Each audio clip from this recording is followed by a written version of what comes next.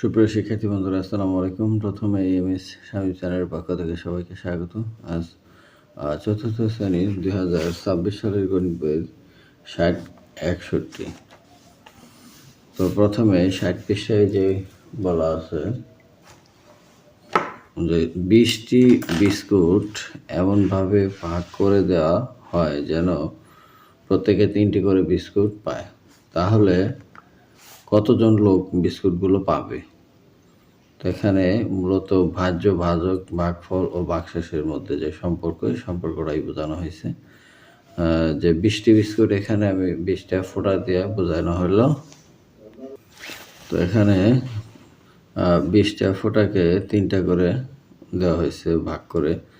তো এই 3টা দিছে এই একজনকে, এই 3টা দিছে আরেকজনকে, এই 3টা দিছে আরেকজনকে, এই 3টা দিছে, এভাবে 3টা করে দেওয়ার পর 2টা থাকে লাস্টে যায়, 3টা হয় না, তো 2টা অবশিষ্ট থাকে। তাহলে ভাগফল কত হবে? 3টা করে দিছে 1 2 3 4 5 6 6জন, অর্থাৎ 6জনকে 3টা করে দেওয়ার পরও 2টা অবশিষ্ট থাকবে। তো এখানে গাণিতিক বাক্যটা হচ্ছে 20/3 = 6, ভাগশেষ হচ্ছে 2। তো এখানে এরকমভাবে আমরা বলতে পারি 20 = 3 × 6 + 2, অর্থাৎ 3 হচ্ছে ভাজক আর 6 হচ্ছে ভাগফল আর 2 হচ্ছে ভাগশেষ। তাহলে আর 20টা হচ্ছে কি ভাজ্য। তো ভাজ্য = ভাজক গুণন ভাগফল যোগ ভাগশেষ। এখন এখানে 20, 3, 6 এবং 2কে আমরা কি বলি? 20কে বলা হয় হচ্ছে ভাজ্য, 20 হচ্ছে ভাজ্য, আর 3 হচ্ছে ভাজক, আর 6 হচ্ছে ভাগফল, আর 2 হচ্ছে ভাগশেষ। তো এভাবে এখানে বলাই আছে যে 20 হচ্ছে ভাজ্য, 3 ভাজক এবং 6 ভাগফল আর 2 হচ্ছে ভাগশেষ।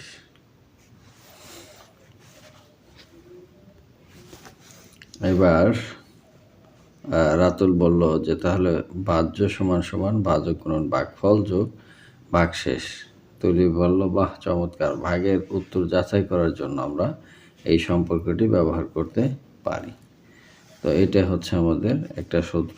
এই সূত্রটা খুবই ইম্পর্টেন্ট একটা সূত্র। খালি করে সংখ্যা বসাই। এখানে আসলে এখানে যে সংখ্যাটা বসবে ওই সংখ্যার উপর ডিপেন্ড করবে এই সংখ্যাটা। আমরা যদি এখানে এই 2 বসাই, তাহলে 2 দিয়ে এটা গুণ করে 3 যোগ করলে যা হয় তাই হবে এখানে। তো এটা হচ্ছে ভাজ্য = ভাজক গুণন ভাগফল যোগ ভাগশেষ। তো আমরা এখানে যদি 4 বসাই, তাহলে 4 দ্বারা এটা গুণ করলে কত হয়?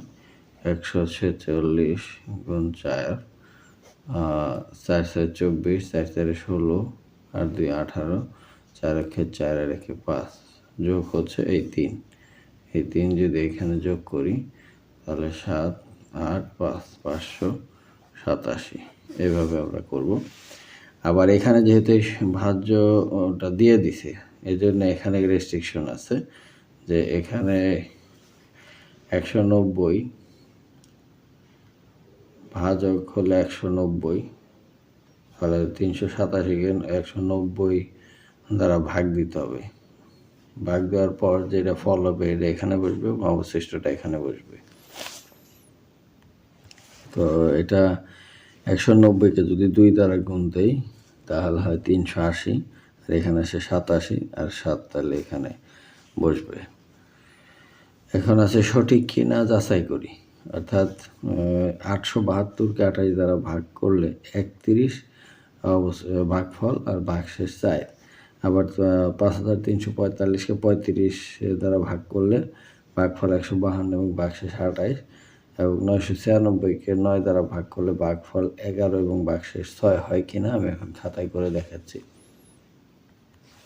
তো 28কে 28 দ্বারা ভাগ করবো 800, 72কে প্রথমে যায় 3 বার, 3 8 24 আর 3 দুগুণে 6 আর 2 8 84। এটা বিয়োগ করলে হয় 3 আর 2, এখানে যায় একবার, এখানে 28, 28 আর 4 32। তাহলে এটার ভাগফল হচ্ছে 31 আর ভাগশেষ 4। এটা ঠিক আছে কিনা? হ্যাঁ, এটা ঠিক আছে, এই উত্তরটা সঠিক। এরপরে 5345কে 35 দ্বারা, তো 35 53-র মধ্যে একবার যায়, তো কত হয়? এখানে 35 বিয়োগ করলে 5 আছে কত হলে 13 হবে 8, হাতের হচ্ছে 1 3 4 18, আনলাম 4 কেটে 184-র মধ্যে কয়বার যায়? 5 বার যায়, 5 বার গেলে হয় 175, বিয়োগ করলে 5 আছে কত হলে 14 হবে, 9 হলে মিলে গেল। এবার 5 কেটে নিয়ে আসলাম, 95-র মধ্যে কয়বার যায়? 2 বারই যায়, 2 বার কত? 70। তো 70 যদি হয় 5 2 25, তাহলে ভাগফল হচ্ছে 152, ভাগশেষ 25। ভাগশেষ 25, এটা ঠিক নাই, এই ভাগফল ঠিক আছে, ভাগশেষ এখানে 25 হবে। তারপর লাস্টেরটা 996কে 9 দ্বারা ভাগ, 9 দ্বারা প্রথমে একবার যায় 9, আবার 9 কেটে নিয়ে আসলাম, একবার যায় 9, 6 কেটে নিয়ে আসলাম, যায় না, 0 বার যায়, এখানে 0 আর হচ্ছে 6, তাহলে ভাগফল 110, ভাগশেষ 6, ভাগফল 11, ভাগশেষ 6। তো এটাও সঠিক নয়, এখানে 110 হবে। পৃষ্ঠায় যে অঙ্কটা রয়েছে, প্রথমে গুণ ও ভাগের মধ্যে কি সম্পর্ক রয়েছে? হ্যাঁ, গুণ এবং ভাগ বিপরীত প্রক্রিয়া। গুণ হচ্ছে একই সংখ্যা বারবার যোগ করা, আর ভাগ হচ্ছে একই সংখ্যা বারবার বিয়োগ করা। অর্থাৎ 12 ও 4-এর গুণফল মানে হচ্ছে 12 4 বার যোগ করলে যা মান হবে, আর 12 আর 4-এর গুণফল একই সংখ্যা হবে। এবার ভাগের অপরদিকে ভাগ, 12 ভাগ 4 মানে হচ্ছে 12 থেকে একবার 4 বিয়োগ করলে 8, আবার 4 বিয়োগ করলে 4, আবার 4 বিয়োগ করলে 0, অর্থাৎ কয়বার ভাগ করলে 0 হয়ে যায়? 3 বার, তাহলে ভাগফল হচ্ছে 3। এখন এখানে ছক আকারে দেখানো হয়েছে যে 12 গুণ 4 সমান 48, আবার 48-কে 4 দ্বারা ভাগ দিলে এই 12 হয়।